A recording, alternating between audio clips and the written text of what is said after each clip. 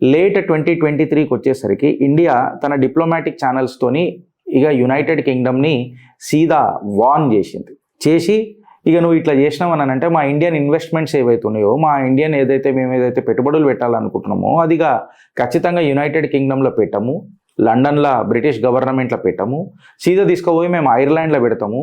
ఈ సపరేటిజంని భారత్ టాలరేట్ చెయ్యది, ఇక యూకేలో ఇంకా మేము దీన్ని టాలరేట్ చేయమని చెప్పిండ్రు. 2024లో ఈ టెన్షన్స్ తారా స్థాయికి పోయినాయి.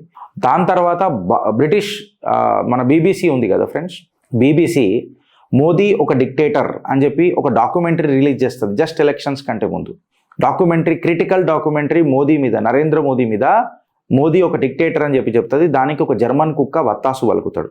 ఇదంతా ఎవరి నేతృత్వంలో నడుస్తుంటుంది అని అంటే చైనీస్ ఇన్ఫ్లుయెన్స్లలో నడుస్తుంటుంది. ఎక్కడి నుంచి నడుస్తుంటుంది అని అంటే కాన్ఫ్యూకస్ ఇన్స్టిట్యూట్ ఇన్ లండన్ నుంచి కంప్లీట్గా ఈ నెట్వర్క్ నడుస్తుంటుంది.